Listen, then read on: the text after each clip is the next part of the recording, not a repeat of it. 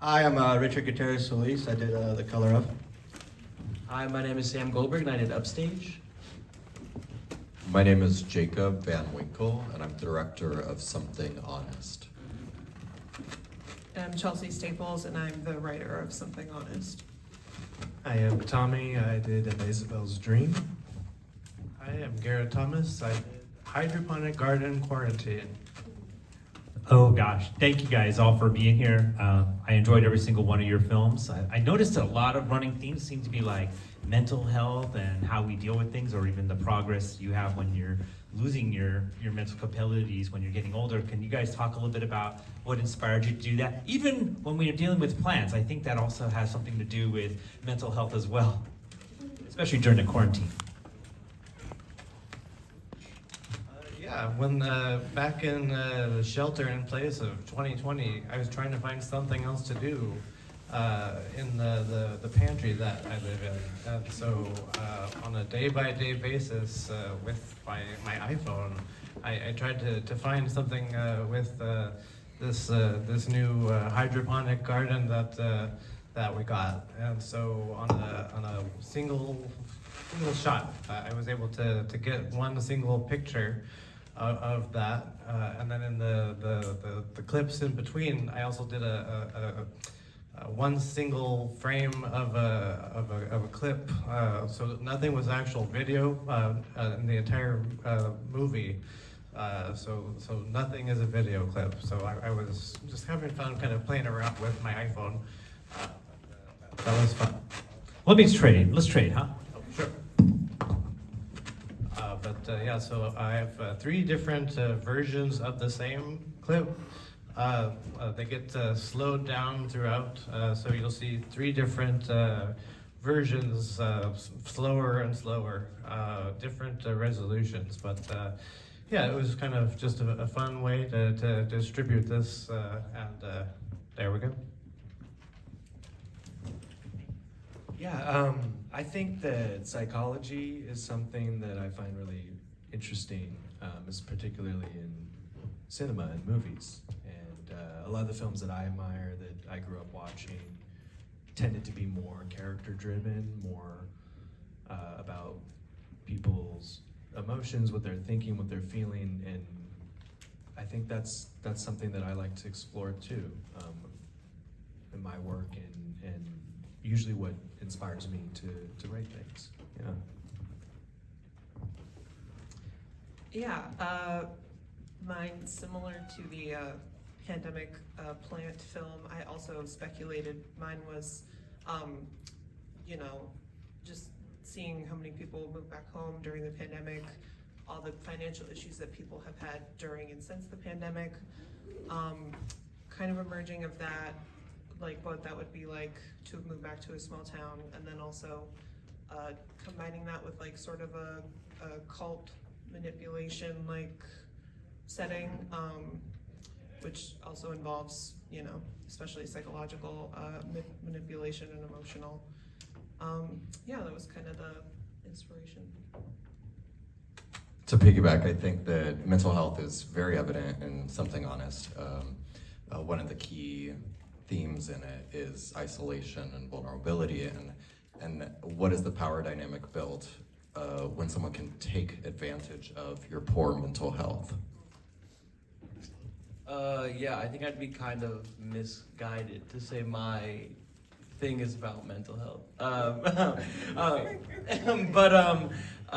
It's really about passion when it comes down to it, and is passion worth the price you pay for your mental health? I think mental health is a big part of the industry we work in, especially with the long hours and people who don't listen and that kind of stuff. And I think it really, the film does boil down to where is the line where you're willing to kind of sacrifice a little bit of your mental health for the passion you love so dearly, whatever that is. The color of was kind of meant to show how different people kind of grieve and how they deal with loss differently, and how the people around you can kind of help with that. and everybody kind of approaches it differently. You know, different people comfort people different ways, friends, family, it's all different. So I just wanted to kind of show that mental health can be helped and grieving can be helped from the people around you, and how even little gestures can mean a lot and help progress somebody when they're going through a hard time. So that was kind of the point for me and the inspiration for The Color Of. So, thank you. Yeah, I'm in the same boat as you about the mental health thing. Like, it's kind of mental health, it's more about like closeted gay man and like performance of gender, performance of sexuality, and showing that by showing the soundstage and using like an old kid's story, scary kid story to like expand on that is what I wanted to try. And you expanded on that. I recognize that old fairy tale about the whole. Okay, I'm glad you got that because a lot of people who don't are like, what's the deal with the green ribbon? It's like you have to know the story. Anybody heard that one about the Reddit? The green ribbon, yeah. Raise your hand if you've heard that story of like, you know, okay, good, great. I'm really glad. I caught that right. I was like, wait a minute, I recognize that. Okay, good, because I'm worried some people didn't get that. Her head to fall. Well, yeah, that was the twist. That's what I wanted to twist it. So yeah. Yeah, I think for me, Spiral, like, kind of in the name, like, it's kind of about, like, what does it feel like? What does it look like to spiral out of control mentally and kind of, yeah, deal with, like, mental health issues. I know, I can't remember exactly which film it was, but also kind of dealt with, like, not getting into school and, you know, that sort of thing. And yeah, like, what does that look like? And that was kind of something that I, yeah, tried to visualize with, you know, kind of seeing what she's feeling and how she feels about herself kind of on the screen, like watching her literally kind of spiral. Yeah. Yeah, so I have been I am on the autism spectrum. So one of the gifts of that is I have excellent memory. And all my life I've been getting by with that. And as I get closer to 50 now, sometimes my mind gets stuck. So that's my nightmare scenario, is if I lose my recall, all I have is my charming personality to get by. I don't think that's gonna be enough. So the greatest way a storyteller can deal with their fears is to tackle it with a piece of creation. So, and the second thing was, there is a line in Dark Knight Rises where Selina Kyle says to Bruce Wayne, rich people don't even go broke the same way. So if you look at it, when you lose your memories, having memories worth losing is also a privilege of station. So I wanted to tell a story about what memories mean, along with the central story of this old lady trying to recreate her memories with her physical restrictions and things. But I also wanted to tell a story of Rina, the single mother raising a child, that she's so busy trying to survive that she often misses these moments that would become precious memories later. So I want to combine all of that into, and there is the character of Fiona, the daughter, who actually we tried to, Saskia, the actress who plays her, tried to work in like early onset symptoms of like, you know, the way she might have inherited this genetic time bomb.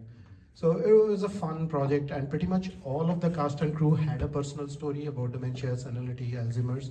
So all of us did this gratis. And it was a story we all wanted to tell, and it was fun pulling it off. I'm going to take this mic back. This one doesn't seem to be working very well. But anybody here have questions for the filmmakers? I know some people also might be in the audience that were part of it, and they can share stories. I think I see some actors too. Raise your hand if you're an actor in the film here. Okay, I see one. Okay, cool. All right, so everyone here is in the Bay Area. I know as a filmmaker in the Bay Area, there's like a lot of challenges to actually pulling off productions here. I mean, anybody want to share some thoughts? Oh, question. All right. I'm sorry. Let's honor this question first.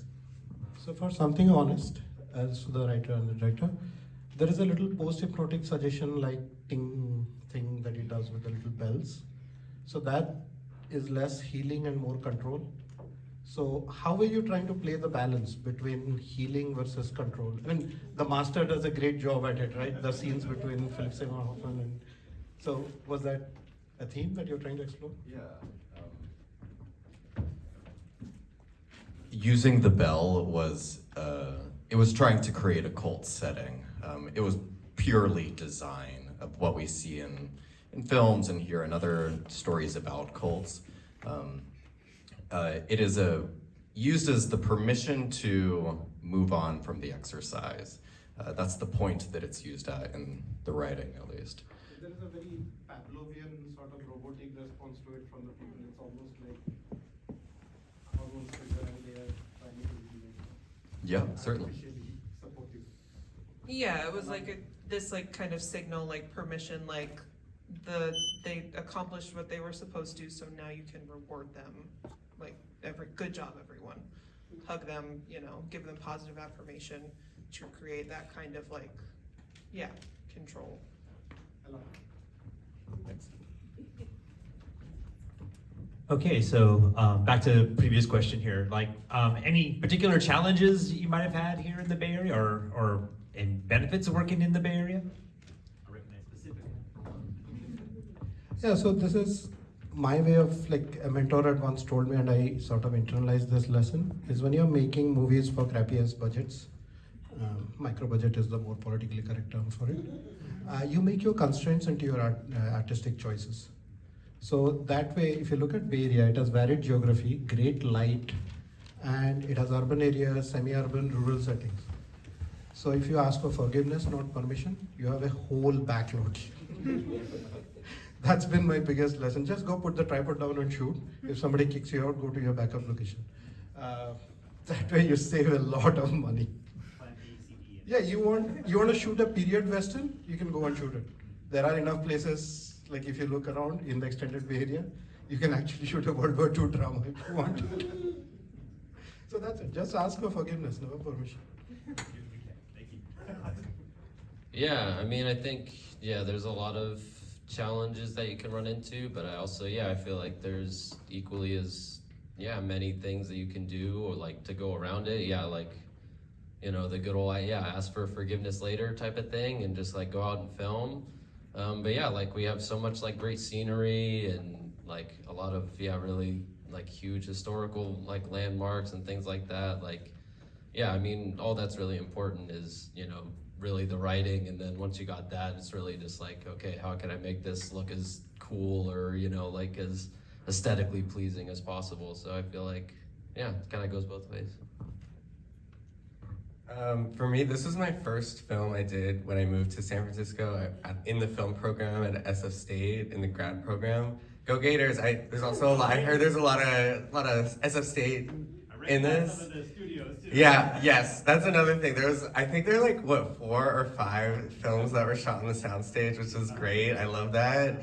And I think the film before mine used the same wall that I painted for the Green Ribbon, which I thought was wild. I could be wrong. I heard that people were annoyed that I painted all of them that brown color. I don't know if that went around. I loved it. You loved it? Yeah, no, I loved it because they were all different colors, but then I painted them that brown color. Anyway, just going back to the question, I just want to say I was really nervous moving here, not knowing anybody, and trying to make a big film, but like everyone came together and wanted to like work on it and make it something special. So that's the cool thing. I also filmed on the soundstage. It's SF State, so it wasn't too much difficulties in that regards. The most challenging thing was getting the couch there. So pretty simple set, not too much difficulties. Shooting in the Bay so far has been real good. There's a lot of stuff to shoot at. It's pretty film friendly, so it's been nice. I also filmed in the soundstage. But I think a lot of student filmmakers and micro budget filmmakers, we have such a low budget that people try to focus on pushing outside of the box, trying to figure out how to do something in the most abstract way because you can't get the literal thing. And I think sometimes people forget about your story is the box. Your story is the box. So staying in that comfort zone is okay. The soundstage, when you completely black it out, it could be any room you want in the world. The stage we had set up was a play of Rent. They were doing Rent, the musical. But it was just a slat and like a couple of chairs and a guitar. So I think filming in the Bay is like beautiful, and there's lots of outside scenery. It's very expensive to film inside, but there's very affordable options that are just blank rooms that are very dark. So I think being able to use that to your advantage, I think, is very helpful. I will comment on the quality of people who work in the Bay Area. The filmmakers here are high quality. A handful of my crew members are from the Bay Area. Chelsea and I met at school in New York City, so we shot this film in New York City, but we obviously are here. Yeah, the Bay Area is full of high quality filmmakers, and I couldn't have done it without them. Yeah, same. I love making films in the Bay Area. I'm from the Bay Area, and I feel like so many shots I've gotten in my life are just stolen. Like we just go, we steal, which for anyone who doesn't make movies means you don't ask permission. You just go and you shoot, and then you get out as quick as you can, and then boom, no one knows production value. I feel like in LA and New York, they probably have like special task forces to just shut down non-union projects without permits, you know? Like, you know what I mean? So like, that's one thing I love about filming here is because call it ignorance is bliss or whatever you want to call it, but I feel like nobody fucking knows what's what. You know what I mean? You can just shoot, and worst that's gonna happen is someone's gonna say like, go away. And then you're like, okay, and then go somewhere else and shoot. So it's liberating in that way, but I do agree with the person who said shooting inside, funny enough, is like the most expensive thing and can be challenging, but I think where there's a will, there's a way. For the hydroponic garden quarantine thing, it was literally just filming in the way back of the house. The shelter in place, so I needed to film something, and I made it work. I have a question. Were you Yeah. sponsored by Swiffer? Say that again? You got a product placement shot of a Swiffer? I hope so. I need to get sponsorship, yeah. But yeah, it's just like, I think I was just kind of already trying to reuse what was already there. I think I managed to use some sort of background poster from what I already had as a little kid. And it just happened to all work there. But I wasn't necessarily trying to make this all work because it was still the back of the house, but it all just managed to work. I tried to get everything in at the same time every day, sometime in the early, around noon or so, and it all kind of worked anyway because it was around then, so, but that's how I made it work. So I really have a lot of admiration for everybody who actually made something during the pandemic, because like I was not as busy during the pandemic. I think I just did a Twitch stream and then I called that filmmaking. But everybody who made movies during it, I just like whatever they did, if they made some kind of product, I'm always like, applaud the efforts there. It's like you did something.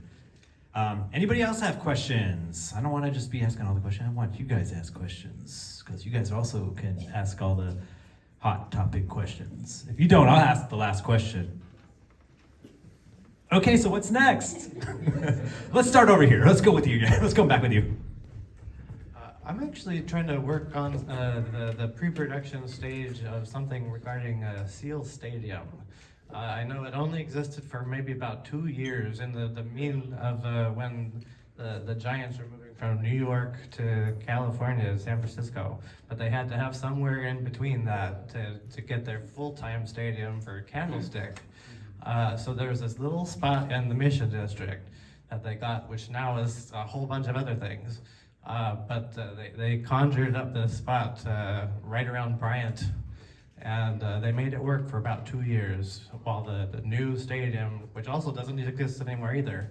And so I got some other photographs in the meantime, and so it's in production, pre-production at the moment. Yeah, I got another short that is finished now, so I'm starting to push that one forward called How to Disappear Completely, and then I'm filming another short currently, so actually shooting next week, so just trying to stay busy. Something Honest is a scene from a feature-length film that I have written, so always plugging along, trying to figure out ways to make that happen. And then working on writing a couple other shorts. One of them is about a theater troupe waiting for the end of the world. I'm working on an academic survey to see if climate messaging works subconsciously. So I'm implementing that into film right now. It's purely academic, but it will end up in film at some point. And of course, I'm attached to Something Honest. Currently, I'm working on graduating. During that, I'm writing 2 features. I have one that I'm writing about a guy who's tired of his, boring, monotonous life, working in the city, and it's about getting in touch with your inner youth and that kind of stuff, and it's through like A24-esque visuals, whatever. The other thing I'm working on is just like a coming of age about a real life week that me and my friends had in high school. We were like the loser group that just played basketball and ate IHOP on the weekends. This one week we had like a crazy week of a bunch of different things happening. So I'm working on that as well. And then hopefully directing some shorts that people write. Mostly, I've been writing lately. I have 2 features that I've written that are done, but they're actually never done. So that's mostly what I've been working on, and then going back to school soon, so more projects coming soon. I'm also focused on graduating, but this was, Green Ribbon was shot 2 years ago.